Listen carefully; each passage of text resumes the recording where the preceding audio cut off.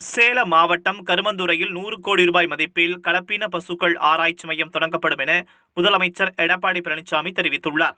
சேலம் மாவட்டம் தலைவாசலில் ஆசியாவிலேயே மிகப்பெரிய கால்நடை பூங்கா சுமார் 1000 கோடி ரூபாய் மதிப்பில் 1000 ஏக்கர் பரப்பளவில் அமைக்கப்பட்டு வருகிறது. இதில் புதிதாக கால்நடை மருத்துவக் கல்லூரி மற்றும் ஆராய்ச்சி மையம் அமைக்கப்பட்டுள்ளது. இதற்கான திறப்பு விழா இன்று நடைபெற்றது. ஒருங்கிணைந்த கால்நடை பூங்கா வளாகத்தில் முதலமைச்சர் எடப்பாடி பழனிசாமி திறந்து வைத்தார். விழாவில் பேசிய அவர், அதிகளவில் பால் உற்பத்தியை தரும் பசுக்களை உருவாக்க ஆராய்ச்சி மேற்கொள்ள வேண்டுமென விவசாயிகள் கோரிக்கை வைத்தனர். அதன் அடிப்படையில் நாள் ஒன்றுக்கு சுமார் 40 லிட்டர் வரை பால் கறக்கும் கலப்பின பசுக்களை உருவாக்க அரசு நடவடிக்கை எடுத்துள்ளது என்றும், சேலம் மாவட்டம் கருமந்துறையில் 100 கோடி ரூபாய் மதிப்பில் கலப்பின பசுக்கள் ஆராய்ச்சி மையம் தொடங்க நடவடிக்கை எடுக்கப்படும் என்றும், தற்போது 15 லிட்டர் வரை நாள் ஒன்றுக்கு பசுக்கள் பால் தருவதாகவும், இதனை உயர்த்துவதன் மூலம் ஊரக பகுதிகளில் உள்ள விவசாயிகளின் பொருளாதாரம் மேம்பாடு அடையும் என்றும், நவீன விஞ்ஞான முறையில் கால்நடை வளர்ப்பினை மேம்படுத்த அரசு தொடர்ந்து நடவடிக்கை எடுத்து வருவதாகவும், இதன் ஒரு பகுதியாக ஊட்டியில் 46 கோடி ரூபாய் மதிப்பில் கால்நடை மருத்துவ ஆராய்ச்சி மையம் தொடங்கப்பட உள்ளதாக தெரிவித்தார்.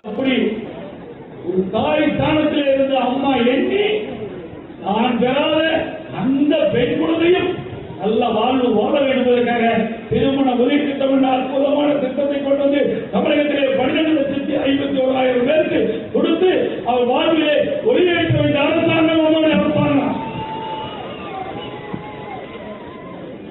அதே போல இன்னைக்கு தமிழ்நாடு முழுவதும் சுய உதவி குழு, இன்னைக்கு பெண்கள் சொந்த காலிலே நிற்க வேண்டும், அவர் சொந்தமாக தொழில் துவங்க வேண்டும் அப்படின்னு அம்மா எண்ணி இன்றைக்கு தொழில்களுக்கு முன்னுரிமை கொடுத்து இன்றைக்கு தமிழ்நாடு முழுவதும் தொழில்களுக்கு சுமார் 82,000 கோடி இன்னைக்கு வங்கி இணைப்பு கடன் கொடுத்த ஒரே அரசாங்கம் அம்மாவுடைய அரசாங்கம். திமுக 8,000 கோடி தான் கொடுத்திருந்தாங்க. 8,000 கோடி 10 மடங்காக உயர்த்தி இன்னைக்கு பெண்கள் வாழ்விலே சிறக்க வேண்டும், ஏற்ற பெற வேண்டுவதற்காக அம்மாவுடைய அரசாங்கம் இன்றைக்கு 82,000 கோடி இந்த மகளிருடைய முன்னேற்றத்திற்காக வங்கி இணைப்பு கடன் கொடுத்த ஒரே அரசாங்கம் அம்மாவுடைய அரசாங்கம். அதே போல இன்றைக்கு நம்முடைய சேலம் மாவட்டத்தில் மட்டும் 13,840 குழு இருக்குது. 1,66,080 பேர் உறுப்பினராக இருக்கிறாங்க. இந்த 1,66,000 பேரும் ஒவ்வொருத்தரும் 10 ஓட்டு நீங்க வாங்கினா கூட கிட்டத்தட்ட 10 லட்சம் ஓட்டுக்கு மேல கிடைக்கும். நம்முடைய வேட்பாளர் உங்களுடைய முயற்சியால் வெற்றி பெற்றுவாங்க.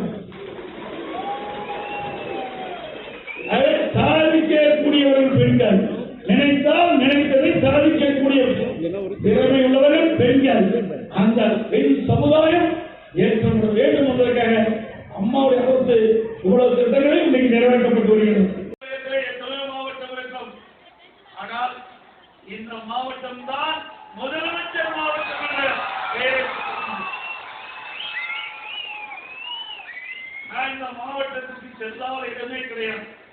அனைத்து இடங்களுக்கும் நான் சென்றிருக்கிறேன். புரட்சித் தலைவர் அம்மா அவர்கள் 2011 சட்டமன்ற தேர்தலிலே கொடுக்கப்பட்ட வாக்குறுதி வழங்க வேண்டும் என்று சொன்னார்கள். அந்த வாக்குறுதியின்படி அம்மாவர்களுடைய மிக்சி கிரண்ட் வழங்கினார்கள். அதை கொடுப்பதற்கு கிராமமாக நான் இந்த மாவட்டம் முழுவதும் தொடர்ந்து வந்து உங்களை சந்தித்து உங்களுக்கு அம்மா கொடுக்கப்பட்ட பொருளை வழங்கினேன். அம்மாவர்கள் சிந்தித்து பார்த்தார்கள். இன்றைக்கு பெண்கள் இரவு பாராமல் உழைக்கின்றார்கள். காலையிலே வேலைக்கு சென்று மாலையிலே வந்து பணியாற்ற வேண்டும். அப்படி சுமையாக இருக்கின்ற அந்த பெண்களுக்கு சுமையை குறைக்க வேண்டுவதற்காக அந்த இல்லத்தரசிகளுக்கு எல்லாம் மிக்சி கிரைண்ட் கொடுத்த ஒரே தலைவி புரட்சி தலைவர் அம்மா. இன்றைக்கு ஏழை எளிய மக்கள் நிறைந்த பகுதி, அங்கேயே மருத்துவ சிகிச்சை அளிக்க வைப்பதற்காக அம்மாவுடைய தமிழ்நாடு முதல் 2,000 அம்மா மினி கிளினிக் துவங்கப்படும் என்ற அறிவிப்பை கொடுத்து நம்முடைய சேலம் மாவட்டத்தில் சுமார் 104 அம்மா மினி கிளினிக் திறப்பதற்கு நடவடிக்கை எடுத்துக் கொண்டிருக்கிறோம். 104 அம்மா மினி கிளினிக் வரலாற்று சாதனையோட அரசு படைத்திருக்கிறது. அதற்கு அம்மா மினி கிளினிக்கிலே தலைவலி காய்ச்சல் சீயமாக இருந்தால் உடனடியாக அம்மா மினி கிளினிக் சென்று அங்கே சிகிச்சை பெற்றிருக்கோம். ஒவ்வொரு அம்மா மினி கிளினிக்கிலும் ஒரு MBBS டாக்டர், ஒரு நர்ஸ் பார்த்து ஒரு மருத்துவ உதவியாளர் இருப்பாங்க. உனக்கு ஏதாவது நோயை இருக்கா அந்த ஒரு சிகிச்சை பெற்று செழிப்போடு வாழ வேண்டும், சுகாதாரத்தோடு வாழ வேண்டும் அப்படி என்று நாங்கள் புரட்சி தலைவர் அற்புதமான திட்டத்தை கொண்டு வந்தால் அந்த திட்டமும் இன்றைக்கு சிறப்பாக இன்னைக்கு செயல்பட்டுக் கொண்டிருக்கிறது. தமிழ்நாடு முழுவதும் 25 லட்சம் தாய்மார்கள் பெற்றிருக்கின்ற குழந்தைக்கு இந்த திட்டத்தை கொண்டு வந்து இன்றைய அரசு இன்றைக்கு நடைமுறைப்படுத்துகின்ற செய்தி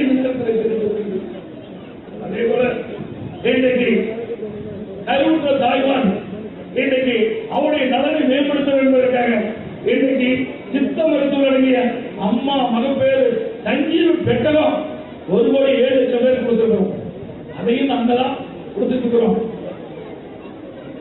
அதோட 2016 சட்டமன்ற தேர்தலை நீதியம் புரட்சி தலைவர் அம்மா தெரிவித்தாங்க, தேர்தல் வாக்குறுதி கொடுத்தாங்க.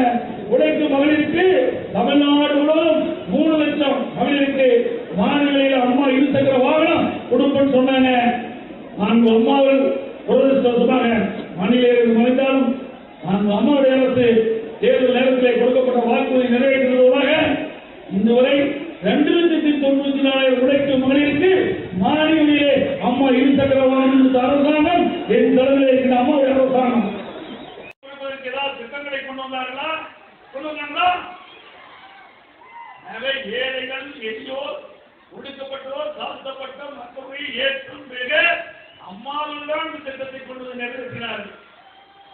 காலையிலே இன்னைக்கு நம்முடைய பணிக்கு சென்று உழைப்பாங்க, மாலையிலே இருந்து சமையல் செய்ய வேண்டும். எவ்வளவு கஷ்டம் இருப்பாங்க. வீட்டு வேலையும் செய்யணும், வீட்டில் இருக்கிற மக்களையும் காப்பாற்ற வேண்டும். வேலைக்கு சென்று அப்படி அந்த சுமையை தாங்க முடியாத என்று எண்ணிதான் அந்த அம்மாவுடன் இங்கே இருக்கின்ற பெண்கள் அந்த பெண்களுடைய வலுவை குறைப்பதற்காக கொண்டு வந்த அற்புதமான திட்டம். இந்தியாவில் எந்த மாநிலத்தில் இப்படிப்பட்ட திட்டம் பண்ணாத காலத்தால் அளிக்க முடியாத திட்டத்தை கொண்டு வந்து அந்த அம்மாவில் அத்தனை பெண்கள் உள்ளத்தில் விடப்பட்டிருக்கிறாங்க. அந்நிய மிச்சியை கத்துனா அம்மா ஞாபகம் வரும், இறைகளை தட்டினா அம்மா ஞாபகம் வரும். மின்விசிறி காலை இருந்து மாலை வரை கடினமா பாடுபட்டு உறங்கின்ற பொழுது மின்விசிறி இயக்கின்ற பொழுது அம்மா ஞாபகம் வரும். சுகமான காற்று, அந்த காற்றை கொடுத்த தலைவி இதை புரட்சி தலைவி அம்மா. சோதனையான நேரம், இன்றைக்கு தொழிலாளிகளுக்கு வேலை கிடையாது. அப்படி வேலை இல்லாமல் இருக்கின்ற அந்த காலகட்டத்தில், அப்படி வாழ்வாதாரம் இழந்து இருக்கின்ற அந்த காலகட்டத்தில் அவர்கள் பாதிக்கக்கூடாததற்காக அம்மாவுடைய அரசாங்கம் கிட்டத்தட்ட 5 மாத காலமாக விலையில்லா அரிசி ரேஷன் கடையில கொடுத்தோம், விலையில்லா எண்ணெய் கொடுத்தோம், விலையில்லா சர்க்கரை கொடுத்தோம், விலையில்லா பருப்பு கொடுத்தோம். ஒவ்வொரு குடும்பத்தையும் 1000 ரூபாய் கொடுத்து வாழ்வாய் எந்த வாழ்வாதாரம் பாதிக்கப்பட்டவர்களுக்கு வாழ்வழித்த ஒரே அரசாங்கம் அம்மாவுடைய அரசாங்கம் இந்தியாவில்.